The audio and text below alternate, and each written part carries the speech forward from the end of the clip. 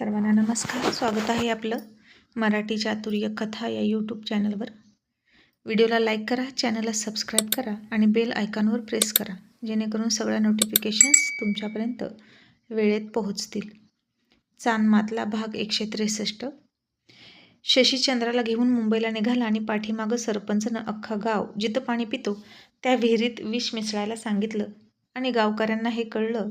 ते घाबरले आणि शशीला शोधण्यासाठी त्याच्या गाडीचा पाठलाग करत निघाले. पण शशीची गाडी आत्ता कुठे दिसत नव्हती आणि तो गेला असं सगळ्याला वाटलं आणि आपला तारणहार गेला अशी भावना सगळ्यांची निर्माण झाली. पण आता काही अंतर गेल्यानंतर शशीची गाडी बंद पडली होती आणि शशी थांबला होता. तो चंद्राला म्हणाला, चंद्रा, आता बहुतेक आपण नाही जाऊ शकत. आता रात्रही झाली आहे. आपण इथेच आणि जवळ इथे कुठेही गॅरेज नसेल. आजीची रात्र इथेच थांबू आणि सकाळ जाऊया. आणि चंद्रा म्हणाली, बरं. आणि मग ते बॅग हातात घेऊन पुन्हा चालत चालत गावात येत होते आणि सगळे गावकरी चिंतित होते आणि आता आपण काय करायचं असा विचार करत होते. त्याचवेळी शशी आणि चंद्रा तिथं आले आणि कोणीतरी त्याला बघितलं आणि हरकून ती व्यक्ती म्हणाली, चंद्रा आली. आणि सगळ्यांनी तिकडं बघितलं आणि सगळ्यांना खूप मोठा दिलासा मिळाला. शशी म्हणाला, काय झालं? तुम्ही सगळे पुन्हा का जमलात? काही टेन्शनची गोष्ट आहे का? हौसा अक्का म्हणाली, अरे तर सरपंच आणि तो दौलत असल्यावर टेन्शन नाही असं कसं होईल? त्यानं आता अख्ख्या गावाला मारायचं धरलं आहे. पाण्यात विष मिसळायला निघाला तो आणि अख्खं गाव मारून टाकणार. आणि हे ऐकून शशी थक्क झाला आणि म्हणाला, काय? आता तो अख्ख्या गावाच्या जीवावर उठला का? आणि तुम्ही काहीच करणार नाही का? आणि एक जण म्हणाला, आता सरपंचाला अडवलं तर फक्त तूच अडवू शकतो. शशी म्हणाला, का? तुम्ही इतके लोक आहात आणि सरपंच एकटा आहे फक्त. किती वेळा सांगायचं की तुम्ही एकजुटीनं राहा, अख्खा गाव म्हणून त्याचा सामना करा, पण तुम्ही लोक ऐकतच नाही. मी आज आहे तर उद्या नाही. मी आत्ताही निघून चाललो होतो. मग तुम्हीही माझ्या मागे तुमचं गाव, घर, जमीन, जुमला सोडून जाणार होता का? तुम्ही सुद्धा त्याचा सामना करायला शिका इथेच राहून. एकट्यानं नाही तर एकजुटीनं त्याला सामोरे जा. आणि मग दुसरा गावकरी म्हणाला, तुझं बरोबर आहे. आता जर तो आमच्या सगळ्यांच्या जीवावर उठत असेल तर त्याला जाब विचारलाच पाहिजे. चला र समदे, आता त्याला सुटका द्यायची नाही असं म्हणून सगळे गावकरी निघाले आणि त्या सगळ्यांनी विहिरीत विष मिसळणाऱ्या सरपंचाच्या गुंडांना योग्य वेळेत पकडलं आणि मार देऊन परत पाठवलं. 4-2 गावकरी आता तिथेच राखण म्हणून झोपले आणि शशी म्हणाला, हे विष पकडलं, पण सरपंचाच्या मनात असलेलं विष कसं घालवायचं? तो पुन्हा काही ना काही प्रयत्न करणार तुम्हाला त्रास देण्याचा. परवा त्यानं किती अमानुषपणे सगळ्यांची घरं पेटवून दिली. त्याचाही जाब त्याला कोणीच विचारला नाही आणि तो सही सलामत सुटला आहे. आणि चंद्रा म्हणाली, पण आता नाही. शशी, आपण आत्ताच नाही जायचं. हा देवाचाच कौल आहे आणि आपण परत आलो. आणि आता आपण तो रावण आणि त्या रावणाची लंका दहन करूनच जायचं. कारण आज सरपंच जास्तच पिसळणार. खरा गुन्हेगार गावकऱ्यांचा तर तो आहे आणि त्याला शिक्षा मिळणं अजून बाकी आहे. मग त्याही दिवशी शशीचंद्र तिथेच राहिले आणि दुसऱ्या दिवशी दसरा होता. गावात दसऱ्याची तयारी सुरू होती आणि सरपंचाचा रात्रीचा प्लॅन फेल झाला म्हणून सरपंच आणखीन पिसळला होता. आणि त्याचं ते आणखीन जास्तीत जास्त पिसळणं म्हणजेच त्याच्या मृत्यूला निमंत्रण होतं. आणि म्हणतात ना, विनाश काले विपरीत बुद्धी, तशी त्याची अवस्था होती. आज त्याच्या अख्ख्या वाड्यात तो एकटाच होता आणि दौलतसुद्धा दवाखान्यातून आज येणार होता. आणि तो जेव्हा गावातून येत होता तेव्हा सगळेजण त्याला ए भागूबाई म्हणून चिडवायचे. दौलतला आता खूप राग यायचा आणि तो त्या मुलांच्या मागे हाताच्या मुठी आवळून पडायचा. पण ती मुलं त्याला जास्तच चिडवायची आणि दूर दूर पळायची आणि दौलतला खूप कमीपणाचं वाटायचं.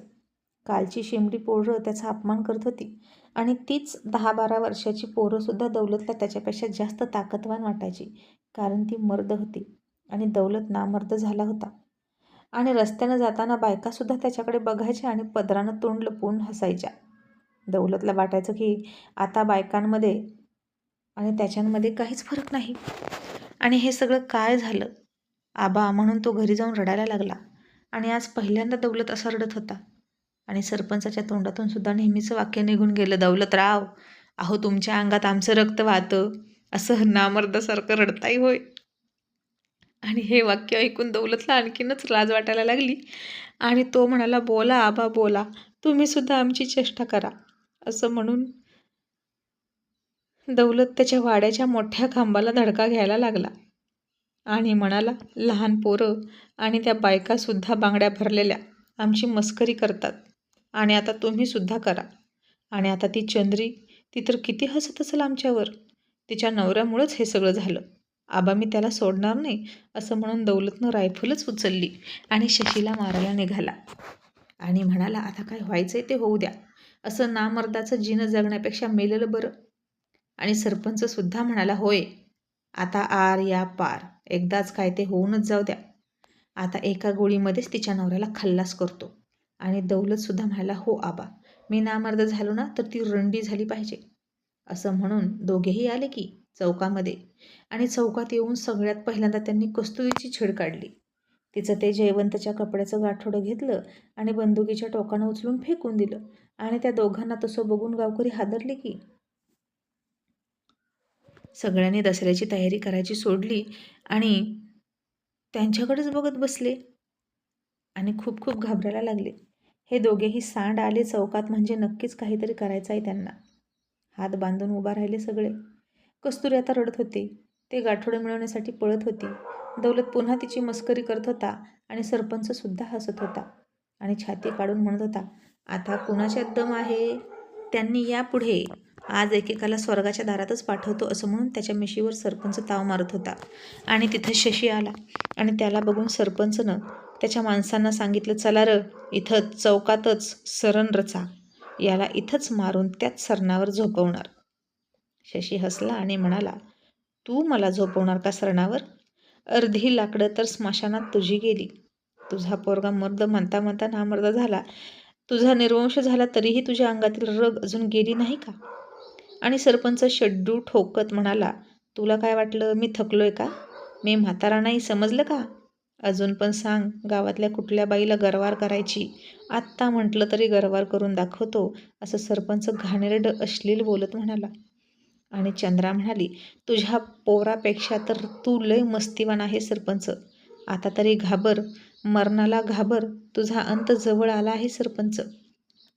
आणि ती दौलतकडे बघून म्हणाली, काय र, ती रायफल खांद्यावर घेऊन खोटी मर्दानगी दाखवतोस का? तुला सांगितलं होतं ना माझ्या नवऱ्याला हरवून दाखव, पण आता तू त्याला हरवू नाही शकत. खरा मर्द तो आहे. तुझ्या हातात खेळणी आहे ना, तसली 56 खेळणी रोज त्याच्या हातात असतात, पण तरीही तो तुझ्याशी 2 हात करतोय आणि तू त्याच्या जीवावर उड्या मारतोस का? म्हणे मर्द.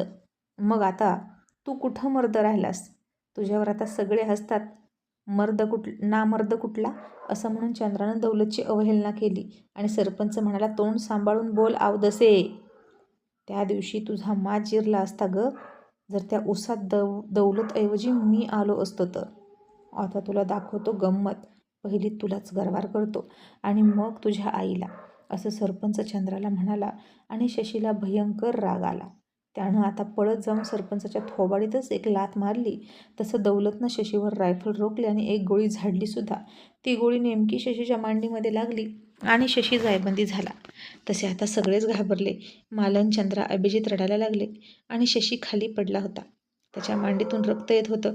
त्याला प्रचंड वेदना होत होत्या आणि तो तरीही उठण्याचा प्रयत्न करत होता.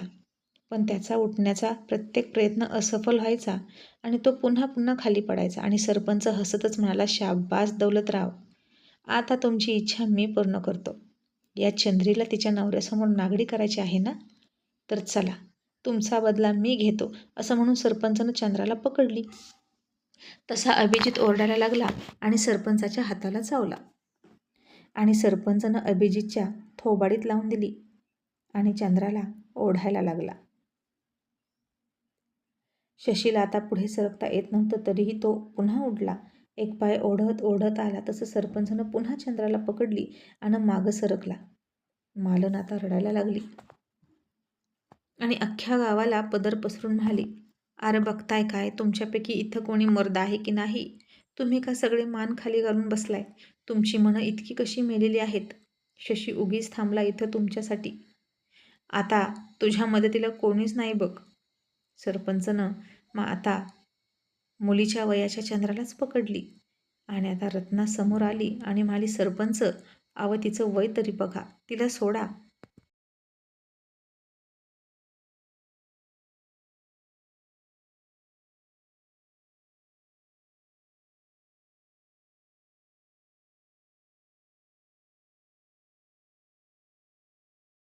आणि सरपंच तिलाच म्हणाला, ए रांड हो बाजूला. साडीच्या आतली प्रत्येक बाई बाईच असते, मग तिचं वय बघायचं नसतं. ती बाई आहे हे महत्त्वाचं असतं. आणि इथं कुणाच्यात हिंमत आहे त्यांनी या पुढं. पण मला माहीत आहे इथं कुणाच्यातच हिंमत नाही. ज्याच्यात हिंमत होती त्याला तर गोळी लागली. सगळ्यांनी बांगड्या भरल्या आहेत बांगड्या, असं म्हणून सरपंच गावातल्या पुरुषांची अवहेलना करत होता. आणि आता खरंच गावातले पुरुष पिसाळले आणि ते आता सरपंचाच्या आणि दौलतच्या दिशेने हाताच्या बाया मागं सरकवत निघाले आणि सगळ्यांनी मिळून त्या दोघांना मारायला सुरुवात केली. चंद्राची सुटका झाली. दौलतच्या हातातून रायफल घेतली आणि त्या रायफलनंच दौलतला मारायला सुरुवात केली आणि त्याच्या गड्यांनी रचलेल्या सरणावर त्यालाच टाकलं आणि म्हणाले, तुझ्या आईचं तुझ्या आमच्या हातात बांगड्या भरतोस का? आता तुला दाखवतो गावकऱ्यांची ताकद. तसा सरपंच घाबरला, तरीही उसनं अवसान आणत म्हणाला, मी इथला सरपंच आहे, तुम्ही असं करू शकत नाही. मी एकेकाला बघून घेईन, सांगून ठेवतोय. समोर येऊ नका, पुढं येऊ नका, आम्हाला हात लावू नका, असा सरपंच उसनं अवसून आणत म्हणायचा. आणि एकजण म्हणाला, आता जे काय बघायचं आहे ते स्वर्गात जाऊन बघ. खूप झाली तुझी नाटकं आणि तुझी पापं वाढली आहेत. खूप सहन केला आम्ही तुझा अन्याय, पण आता अजिबात नाही. तू आम्हालाच मारायला निघाला का? किती काय काय सोसलं आम्ही तुझं. तुझ्या दहशतीखाली इतकी वर्ष आम्ही राहिलो. खरं तर त्याच वेळी आम्हाला जाग यायला पाहिजे होती. रघुचं ऐकलं असतं तर आता तुझी ही मिजाज चालली नसती. पण आमचं डोळं उशिरा उघडलं आणि आता तुझी सुटका नाही. चला र, आणा रॉकेलचा डबा आणि ओता या बाप लेकाच्या अंगावर. थोरलं धनी आणि धाकलं धनी, आता शेवटचा रामराम घ्या, असं म्हणून त्यांच्या अंगावर रॉकेल ओतलं. आणि आता काडी ओढायला कोण येणार हा प्रश्न पडला, पण तो प्रश्न आपोआपच सुटला. कारण त्याचवेळी ती वेडसर कस्तुरी पुढं आली. त्या वेडीला आत्ताचा प्रसंग कळत होता की नव्हता कुणास ठाऊक, पण तिला आता चितेवर बांधून ठेवलेला सरपंच बघून तिच्या नवऱ्याची जयवंतची आठवण आली. लग्न होऊन ती इथे आली आणि त्याच्यासोबत तिनं सुखी संसाराची स्वप्न बघितली आणि एका क्षणात सरपंचनं घर जाळून टाकलं. जयवंत आगीत सापडला आणि मेला आणि तिला आता जयवंतच्या मृत्यूचा बदला घ्यायचा होता. इतकी वर्ष तिनं जे भोगलं ते सगळं आता तिला आठवत होतं आणि तिला तिचा जयवंत आठवत होता. आणि योगायोगानं जिथं कस्तुरीचं घर होतं ते जयवंतसह पेटलं होतं. सरपंचानं पेटवून दिलं होतं त्याच जागेवर चौकातच त्या गड्यांनी शशीसाठी सरपंचाच्या सांगण्यावरून चिता रचली होती आणि आता त्याच चितेवर सरपंचाला बांधून झोपवला होता. आणि आता त्याच्या भोवताली गावकरी उभा होते. कस्तुरीनं हातात काडी घेतली आणि सरपंच नाही नाही म्हणत असताना त्याच्या अंगावर ओढली आणि टाकली. आणि बघता बघता सरपंच पेट घेऊन जळायला लागला आणि त्याच्यासोबत दौलतसुद्धा पेट घेत होता.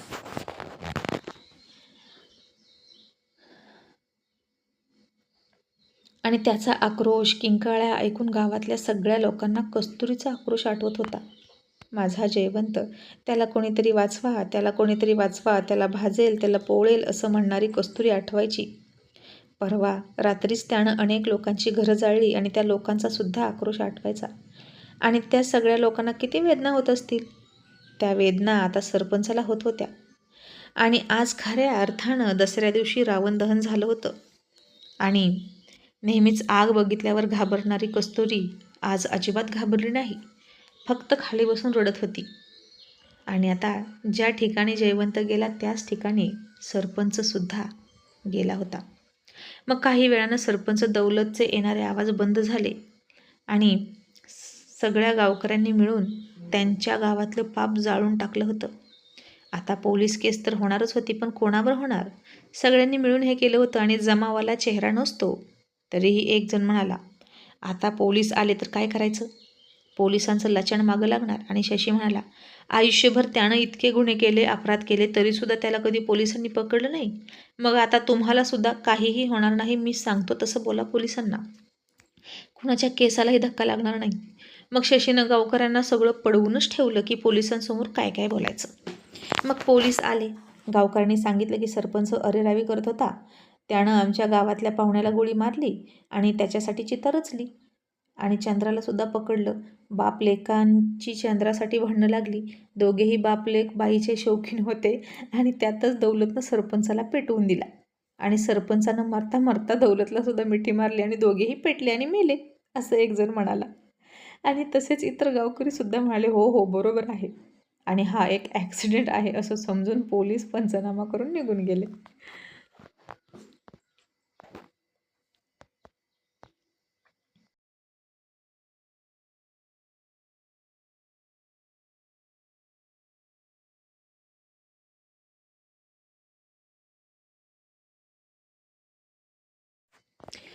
मग शशीला आता हॉस्पिटलमध्ये घेऊन गेले. त्याची गोळी काढली आणि पुन्हा 2 दिवसांनी तो घरी आला आणि चौकात त्यानं बघितलं तर जिथं सरपंच दौलतला पेटवून मारलं होतं तिथं त्या दोघांची राखसुद्धा नव्हती. सगळी स्वच्छता करून टाकली होती आणि आता गाव कसा शांत शांत वाटत होता. सगळं पाप धुवून गेलं होतं आणि गुन्ह्या गोविंदानं राहत होते सगळे. आणि आता चंद्रा मालनला म्हणाली, आई आता आम्ही पण निघतो, असं म्हणून तिनं बॅग भरली आणि पुन्हा गाडीत ठेवल्या. आता त्यानं निरोप द्यायला अख्खा गाव आला होता. आणि चंद्रा, तू आणि तुझा नवरा इथं आले नसते तर या सरपंचाच्या जाचातून अन्यायापासून अजून तरी सुटका झाली नसती आणि माहीत नाही आणखीन किती पिढ्या आम्ही असंच राहिलो असतो, असं ते म्हणाले. शशीनं आता हात जोडले सगळ्यांना आणि म्हणाले, येतो. त्याचवेळी त्या गर्दीतून एक अनोळखी आवाज आला. सगळ्यांनी पाठीमागं बघितलं तर कस्तुरी होती. कस्तुरी आता शहाण्या माणसासारखी व्यवस्थित चालत आली. वेड्यासारखे चाळे करत नव्हती. तिचा अवतारसुद्धा ठीक होता. केस व्यवस्थित केलेले होते, साडी चांगली होती आणि आता विश्वासच बसत नव्हता की ती वेडसर कस्तुरी हीच आहे. आणि खरंच कस्तुरी खूप सुंदर होती. आणि ती समोर आली आणि चंद्राच्या गालाला हात लावून म्हणाली, मालन अक्काची पोरगी ना तू? रोज मला बटर खायला द्यायची ना? मग आता कोण देईल गं? पण तू जा, तुझ्या आईची काळजी घेईल मी, कारण तिनं माझी खूप काळजी घेतली. असं म्हणून कस्तुरी चंद्राच्या गळ्यात पडून रडायला लागली. चंद्राचे सुद्धा डोळे भरून आले. ती सुद्धा रडली आणि सगळ्यांचा निरोप घेऊन गाडीत बसली. आणि गाडी काही अंतरावर गेली. पुन्हा काय वाटलं कुणास ठाऊक, तीच गाडी पुन्हा थांबली आणि शशीसोबत चंद्रा बोलली आणि परत आणली. आणि चंद्रा आता मालन आणि कस्तुरीला सोबत घेऊनच गेली. आणि नव्या आयुष्याला सुरुवात करण्याआधी कस्तुरीनं पाप जाळून टाकलं आणि सरपंचाचं दहन करून कस्तुरीच्या नव्या आयुष्याला सुरुवात झाली.